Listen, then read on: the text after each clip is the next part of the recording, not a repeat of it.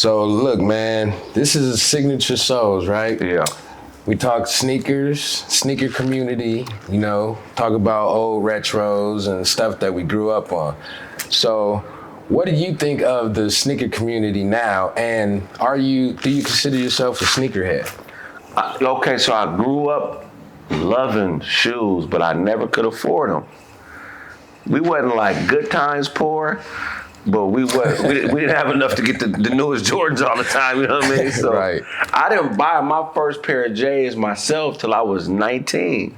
Okay. And that was the re-release of the 11s, the patent leather. Yeah. So those 2001, 2002, Yep, something. yep. Yeah. Those are my favorite Jordans, right? So the question was, what do I think about the sneakerheads now? Yeah, like the whole community, like the reselling, everything. I think it's dope. To create commerce from a hobby is incredible. I mean, anybody our age, the first version that we had was basketball, baseball cards, football cards. Right. So to me, it's just really a reemergence or a different way to do that, you know what I'm saying? Mm-hmm. But I mean, these shoe heads now, they have an abundance of kicks. We didn't have an abundance of kicks. No, it was like one pair of kicks that you wore. It was Jordans, Barclays, Pippins. Then the Ewings was bullshit. Nobody really cared about those. The Elijah ones was bullshit. and then the Air Maxes came out and changed the game. Yep. But it wasn't a lot of variety. You know what I'm saying? Nah. You had to average 25 plus to have a shoe. Now niggas is 10 a game with a shoe. Yeah. So 7 a game with a shoe. So it's different. For me personally, I feel like So I asked you if you were a sneakerhead. So do you consider yourself a sneakerhead? I don't think I'm not as into it as I used to, but I love dope shoes though. Okay. Like if I start naming the type of shoes I was into now, most people would be like, I like Stan Smiths. You know what I mean? I like the Adidas version? I like those, and I like Paul Smiths. I'm sorry. Paul Smiths. I don't know if you heard of Paul Smiths. No, I never heard of Paul Smith. I love shit. Mostly like designer or dress shoes type of thing. So they're not not really dressy, but more just like a sport tennis shoe. It's not really for basketball, but it's just more for comfort. You know what I'm saying? So, yeah. So that's like what your go-to when you're on stage and stuff. Yeah, when I'm on stage, I like to rock something very comfortable. Like the Paul Smiths are cool, to something that's really nice, durable. Like my range of shoes from 200 to 800.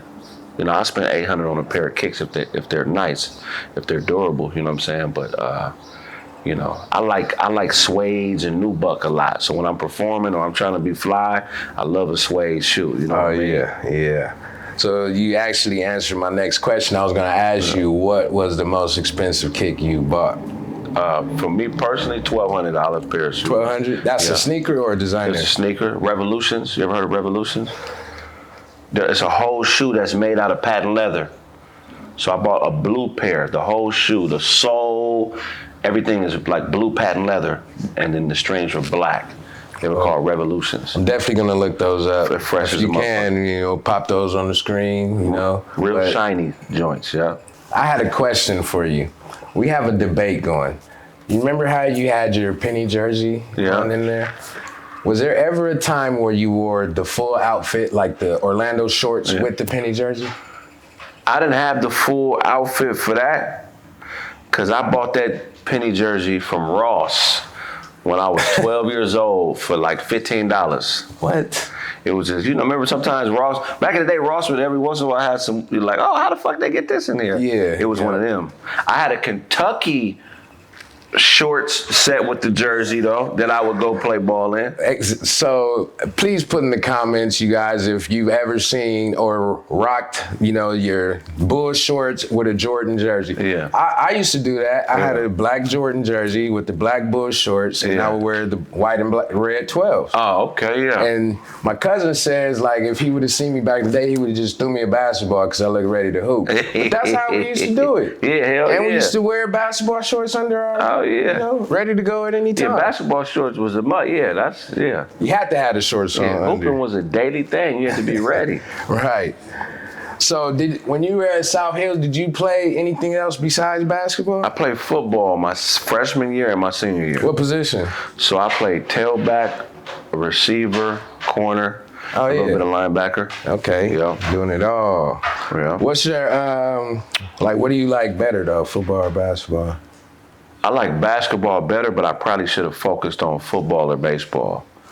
I mean, because even though I was a hell of a basketball player, my size, my genetics, to be a pro, I think I would have been an unquestionable pro at baseball or football if I would have stuck with it. With basketball, it's just, it's just so much more that comes into play. It's such a political game. Some niggas don't even get looks that's league ready, you know what I mean? So it's like, I think with football and baseball, you have a better chance of controlling your own destiny. And I think in baseball, you could get drafted at 15, 16. At 15. And in football, it's like, it don't really matter what school you go to. Right, as long as you doing your thing out there. You do your thing, you in that weight room, you stand out that way with the work ethic, you could be at a D2 or D3, but if you a 6'2", 240-pound linebacker running a 4.3, you going to get a look. Yeah. In basketball, nigga, you average 30 at APU. You just average 30 at APU. Yeah. Unless you a 7-footer, that's different. You know what I'm saying? I forgot about APU. APU has some ballers.